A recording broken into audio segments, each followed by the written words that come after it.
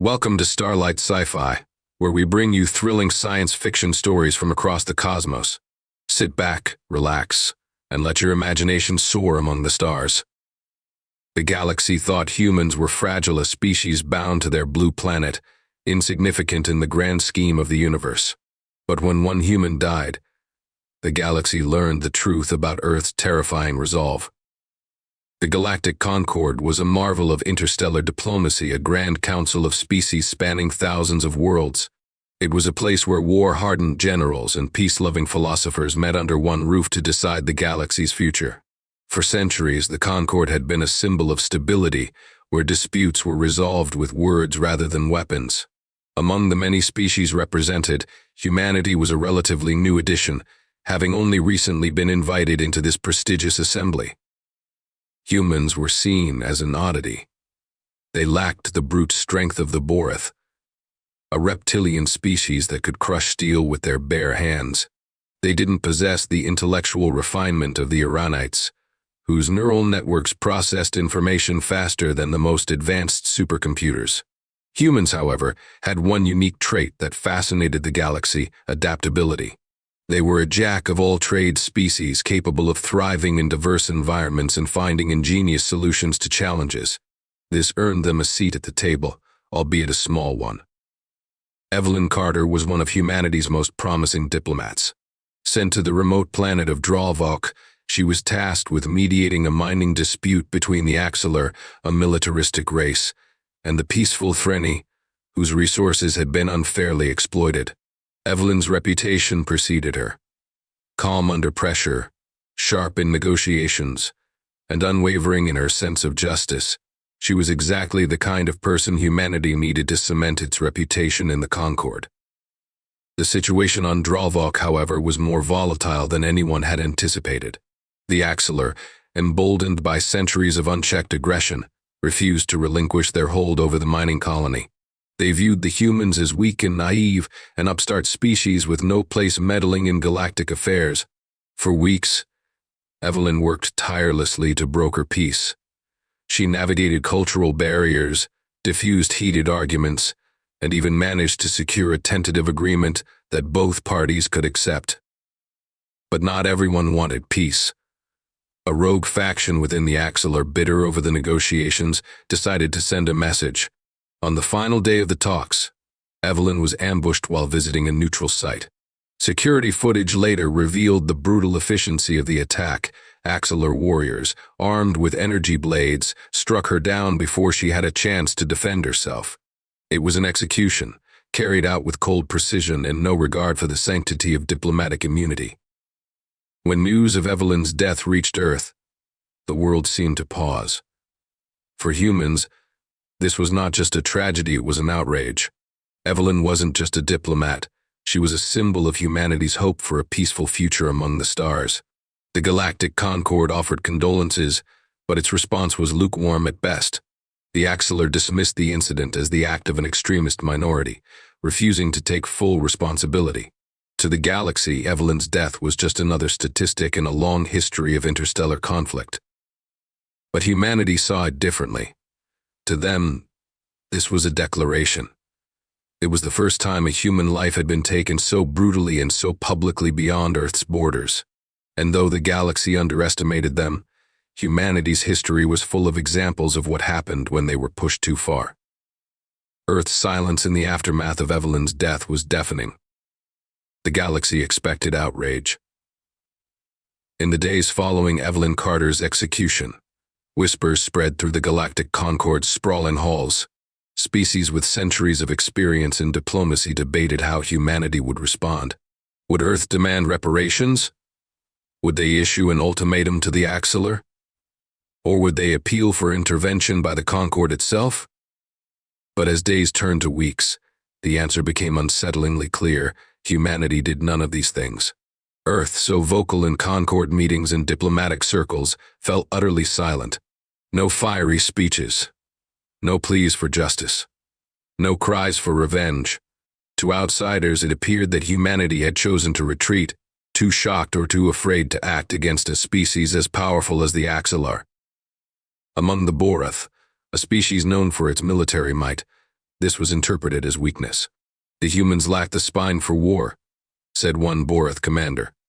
The Iranites, ever pragmatic, believed Earth was simply grieving, a species still young and unaccustomed to the harsh realities of galactic politics.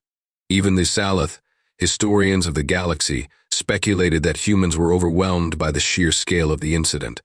After all, Earth had only been part of the Concord for a decade. What could they possibly do against an empire as old and ruthless as the Axilar? Yet, not everyone was convinced. In the quieter corners of the Concord, a few astute observers began to notice odd patterns. For one, Earth's communication networks, usually humming with civilian chatter and interstellar commerce, grew unusually quiet. The humans appeared to be redirecting their vast satellite arrays, encrypting their signals in ways even the Iranites found difficult to trace. Simultaneously, the Terran fleets, normally spread thin across exploratory missions and trade routes, began converging toward Sol, Earth's home system. To those who paid close attention, it seemed like preparation. But preparation for what? The Axilar, flush with confidence, dismissed these movements entirely. To them, humanity was little more than a nuisance. They saw no reason to fear a species with no history of large-scale warfare in space, no grand fleets, and no planet-killing weapons.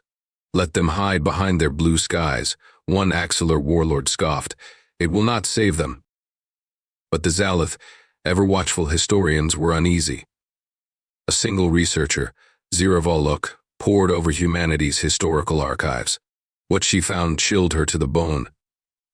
Humans had spent centuries fighting among themselves, mastering the brutal art of war long before they reached the stars. Their wars were not fought for glory or conquest, but out of desperation and survival. From the trenches of Earth's first great wars to the orbital conflicts of the 21st century, humans had shown a terrifying ability to adapt and innovate under pressure. Zira saw patterns repeating now. The silence, the rapid reorganization, the apparent retreat. It wasn't fear. It was calculation. She tried to warn her colleagues, but her words fell on deaf ears. After all, the humans hadn't acted yet. What could they possibly do? The answer came precisely 1 month after Evelyn's death. The first sign was a wave of static that rippled through the Axilar homeworld's communication networks. Then, without warning, entire sections of the planet plunged into darkness. Factories, defense grids, and even the Axilar central government fell offline simultaneously. By the time the chaos ended, the Axilar had been dealt a blow unlike anything they had ever seen. And Earth remained silent. The Axilar homeworld, Trosvarak, was the epitome of military dominance. Massive defense stations orbited the planet, bristling with weapons capable of vaporizing entire fleets. Their surface was dotted with fortresses, shield generators, and heavily guarded cities. For centuries, Trosvarak had stood as an unassailable bastion, a symbol of Axilar supremacy in the galaxy. No enemy had ever dared attack it until now. The assault began with no warning. In the early hours of Trosvarak's night cycle, an inexplicable blackout swept across the planet. Every communications hub, power station, and orbital relay went offline in perfect synchrony. The Axilar's extensive surveillance network, capable of detecting cloaked ships and distant warp signatures, was rendered useless. At first, the Axilar believed it to be a technical malfunction, an impossible thought given their system's redundancy, but more plausible than the idea that someone had bypassed their unparalleled security. But as the hours passed, it became clear this was no accident. Strategic infrastructure began to fail. Power plants experienced catastrophic overloads, causing explosions that left entire regions in darkness. Orbital stations, still functioning independently, suddenly lost control of their weapons systems as they turned on their own fleets. The worst blow came when the Axilar's planetary shields, their ultimate line of defense, simply deactivated, leaving Trosvarak vulnerable for the first time in centuries. And yet, no invading fleet appeared. No armadas filled the skies. The Axilar, masters of traditional warfare, were facing an entirely new kind of enemy, one they could not see or understand. In the hours that followed, A second wave of attacks began, this one targeting Axilar leadership. Automated drones, small enough to evade detection, infiltrated the fortified halls of the Central Command. These drones weren't armed with explosives or weapons, they carried a far deadlier payload, encoded biochemical agents designed to neutralize Axilar physiology with surgical precision. By the end of the day, over half of the Axilar's top generals and political leaders were incapacitated or dead. For the survivors, the message was clear. This was no random strike. This was retribution. Amid the chaos, a single broadcast cut through the static of Varak's crippled communication systems. It appeared on every screen, in every language known to the Concord. The message was simple: one life for one world. You know what comes next. Panic spread like wildfire. The Axilar, for all their bravado, were paralyzed by confusion and fear.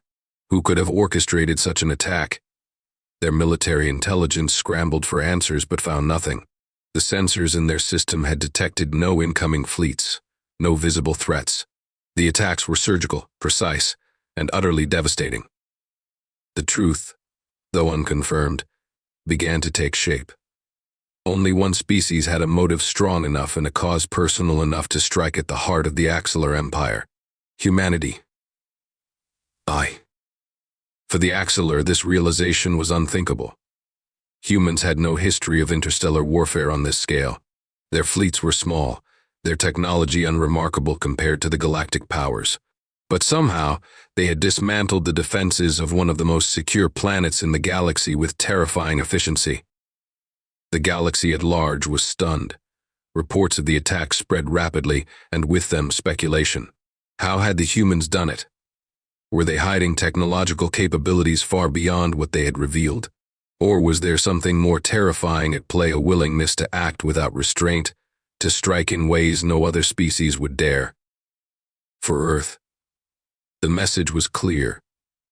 This was not an act of war. It was a warning. The Axilar had killed one of their own, and humanity had shown them what it meant to awaken a sleeping giant. The galaxy held its breath, waiting to see if the humans would strike again. But Earth remained as silent as it had been since Evelyn Carter's death. Their ships stayed within their borders, their diplomats refused to speak, and their leaders issued no statements. It was as though the assault on Varak had never happened. For the Axilar, however, the silence was far worse than open conflict. They now understood that humanity was no ordinary species. It was something far more dangerous, something they had deeply underestimated.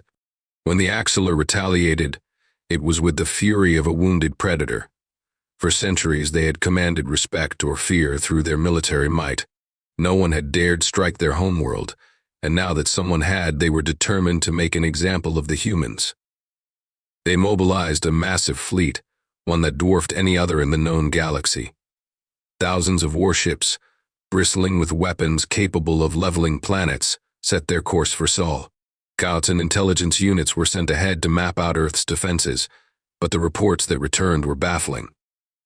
Earth's orbital defenses seemed modest by galactic standards. The Terran fleet was small, and their ships lacked the size and firepower of Axilar war cruisers. Their planetary weapon systems were visible, but outdated compared to the advanced plasma rays used by more established species. To the Axilar, it confirmed their suspicions. The humans had no real power. The attack on Varak, devastating as it was, had to be the result of sabotage or assistance from an unknown ally. When the Axilar fleet arrived in the Sol system, they expected an easy conquest. What they found instead defied logic. As their ships approached, Earth's defenses activated. What had seemed like an unremarkable planetary shield suddenly revealed its true nature. Instead of the single-layered energy barrier typical of most inhabited worlds, Earth's defense grid was a dynamic, multi-layered system.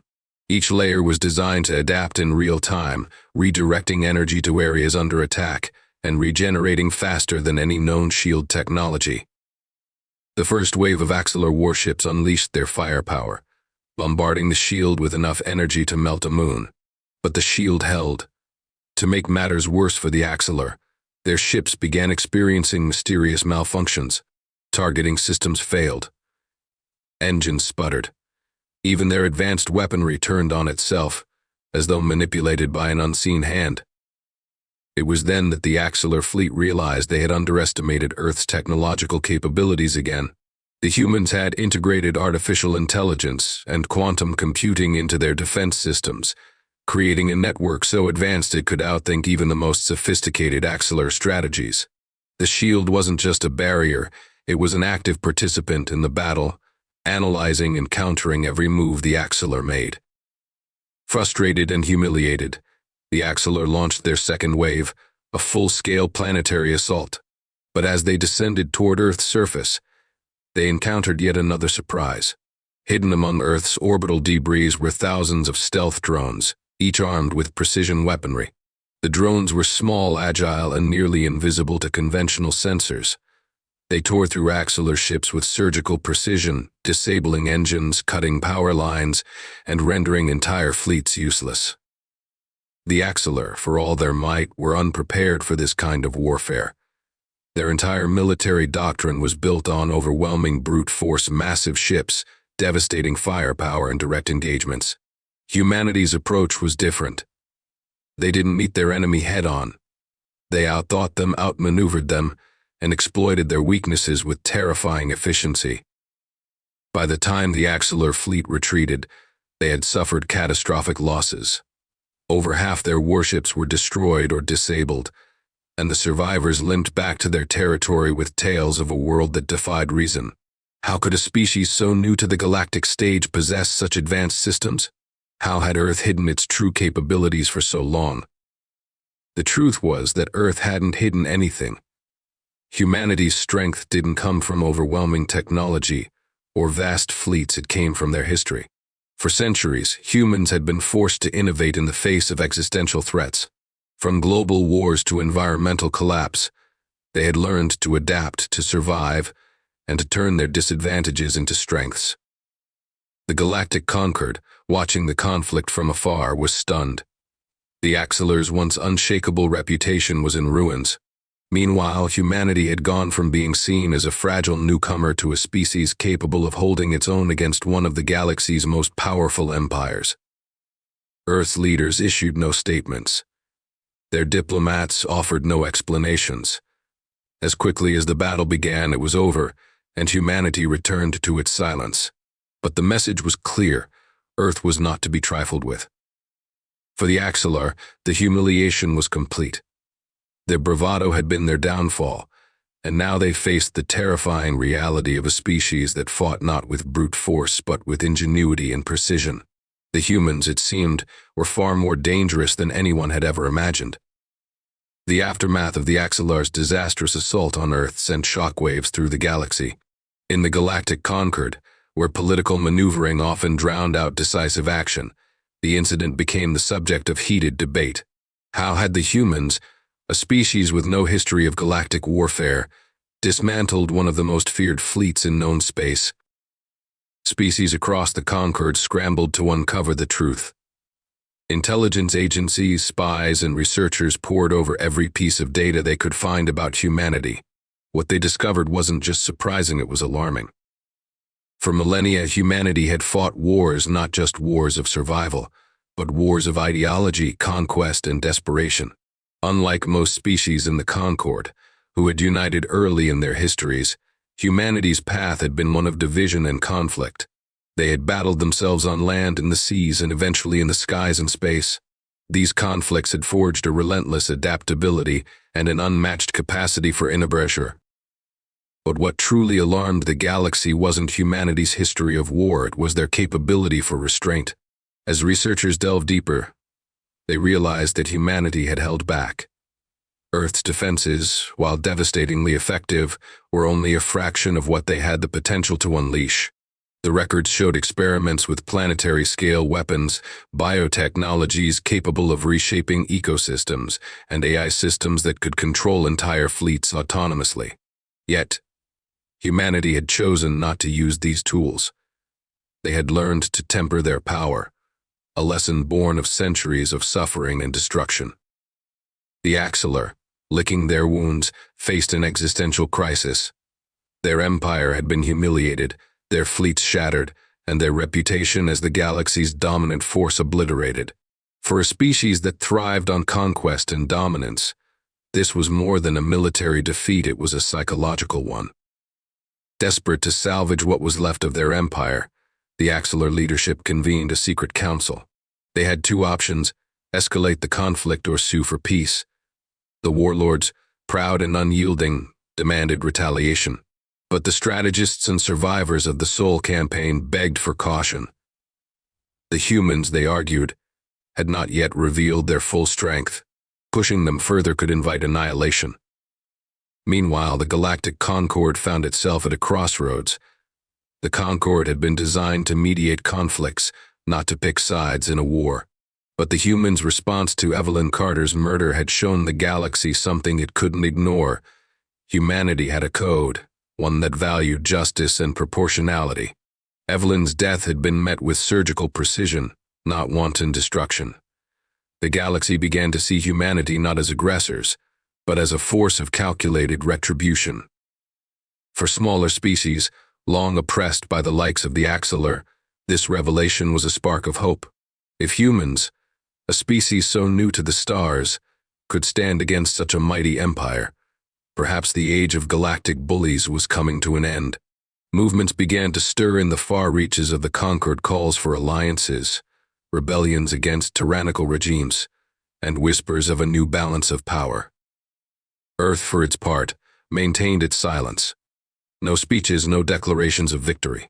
Humanity's leaders understood the significance of the moment. They had shown their strength, but they had also revealed their existence as a wild card in the galactic order.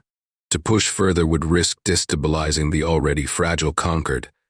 Instead, they waited, letting the galaxy draw its own conclusions. But within the shadows of Earth's silence, preparations continued. Humanity wasn't naive. They knew the Axilar, wounded but not defeated, would never truly forget their humiliation. Earth's scientists, engineers, and military strategists worked tirelessly to bolster their defenses.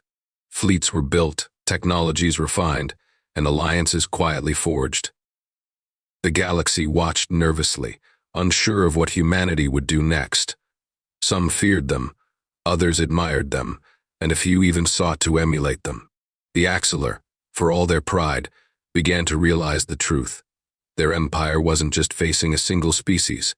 They were facing the awakening of a power that had only just begun to test its limits. And in the silence, the seeds of a new galactic order were being sown, one shaped not by brute force, but by the cunning and resilience of the humans who had reminded the galaxy of an old truth: those who appear weak are often the ones you should fear most. The Axilar retreated, their pride shattered, their empire left in a precarious balance. But the reverberations of their defeat spread far beyond their borders. Across the galaxy, the story of humanity's response became a rallying cry for the oppressed and a grim warning for the powerful. Yet, despite their silence, humanity's actions echoed louder than any speech could have. The galaxy's perception of humans shifted overnight. Where once they had been seen as an unremarkable species new to the stars, inexperienced, and perhaps naive, they were now recognized as something far more complex, a species capable of restraint, calculation, and devastating precision. The Axilar had learned this lesson the hard way, but the rest of the Concord watched humanity with a new kind of wariness. Many wondered if humans could achieve this level of destruction with surgical strikes. What would they be capable of if they unleashed their full might? And perhaps more troubling, what would it take to push them to that point?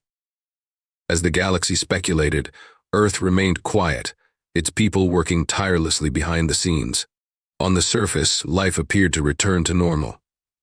Cities bustled with activity, interstellar trade resumed, and Earth's representatives rejoined Concord meetings.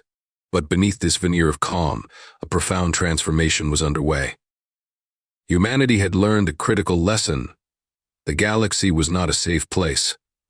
Diplomacy and cooperation could only go so far in a universe where strength was the ultimate currency.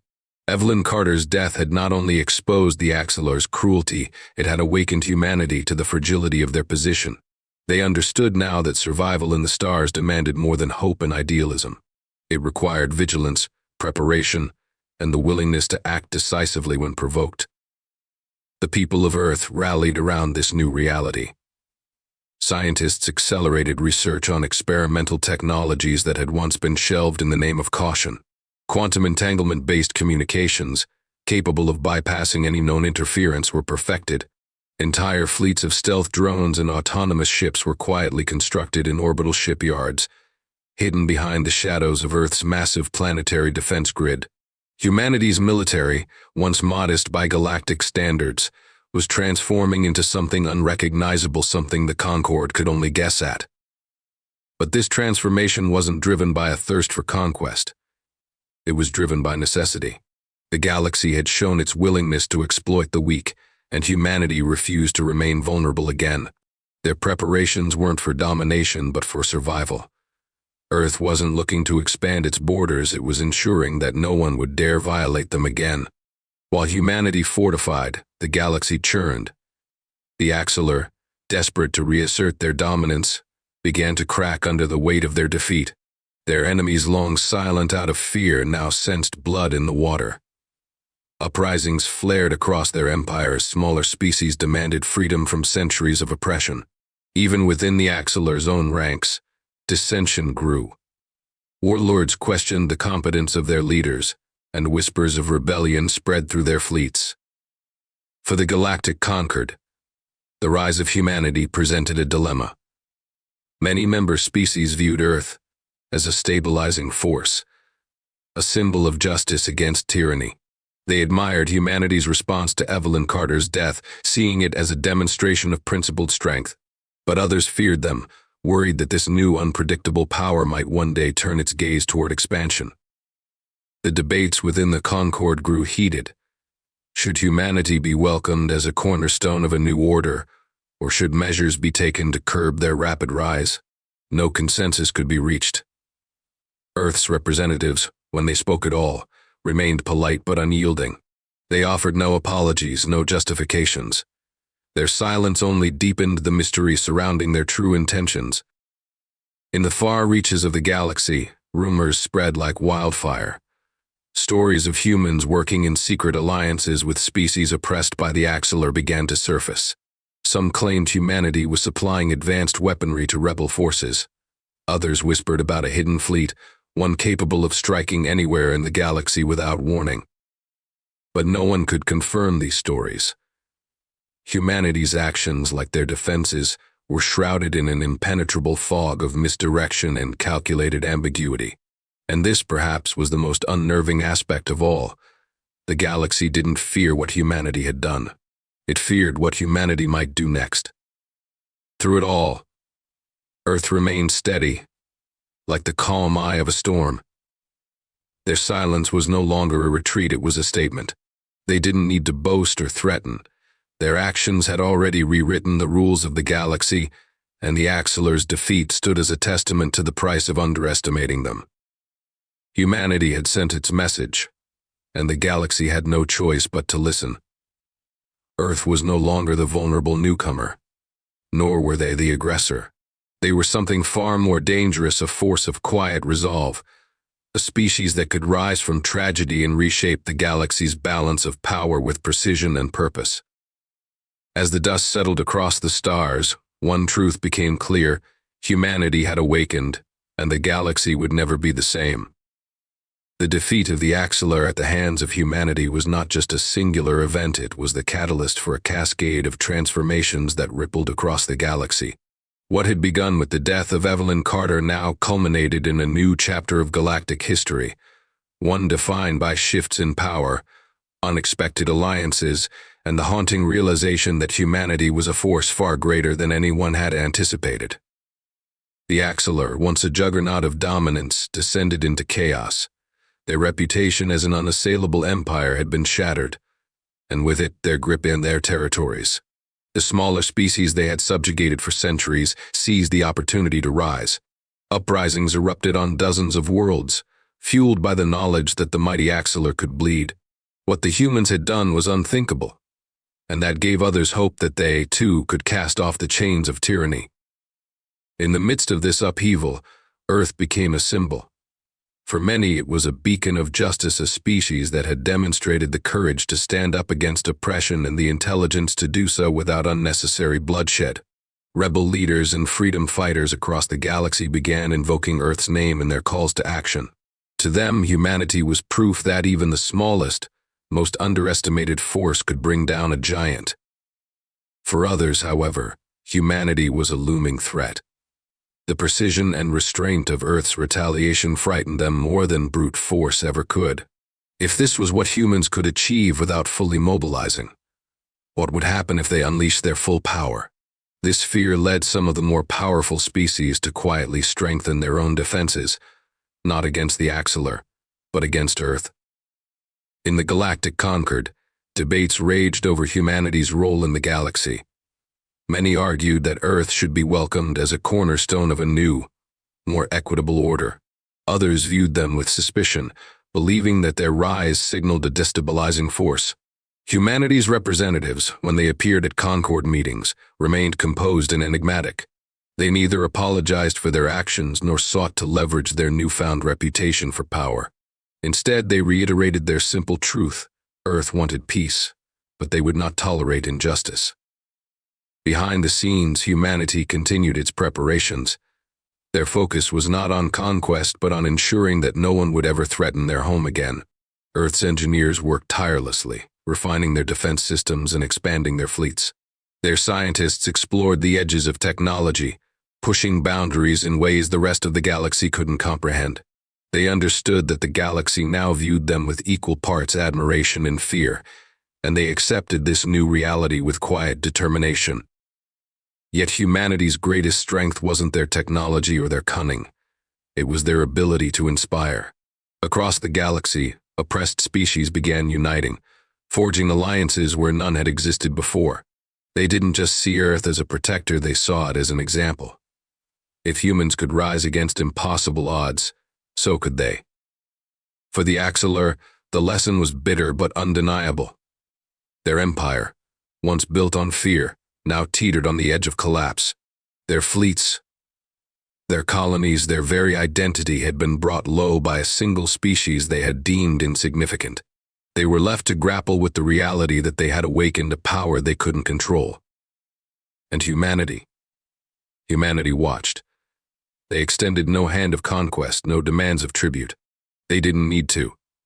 The galaxy was changing around them, reshaping itself in response to their actions. Earth's leaders knew this was only the beginning. They understood that their place in the galaxy was no longer as the timid newcomers. They were now a force to be reckoned with, a species that had proven their worth not through domination but through resilience, strategy, and precision. The galaxy would never forget what humanity had done. The name Earth now carried weight, a whispered warning and a beacon of hope depending on who spoke it. The Axilar learned too late what the humans truly were: a sleeping giant, now awake, capable of reshaping the stars with quiet resolve and unyielding determination. And so, as the dust of conflict settled, one truth stood above all else. The galaxy had changed, irrevocably. The era of unchecked empires and tyrannical domination was coming to an end, and at the heart of it all stood humanity, a species that had shown the stars not just how to fight, but how to endure. Earth's silence spoke louder than any proclamation. They had no desire to rule, no thirst for expansion. But the galaxy now knew that to harm a human was to awaken a force that could not be stopped. For the Axilar, their name became synonymous with hubris. For the rest of the galaxy, humanity became a symbol of what was possible when strength was tempered with wisdom. And for Earth itself, the stars held a promise, a future where they would not just survive, but thrive, standing as a reminder to all who dared to forget. One human life was enough to shake the heavens. Thank you for joining us on this thrilling journey into the stars. Don't forget to like, share, and subscribe to Starlight Sci-Fi for more tales of humanity's place in the cosmos. Until next time, keep dreaming of the stars.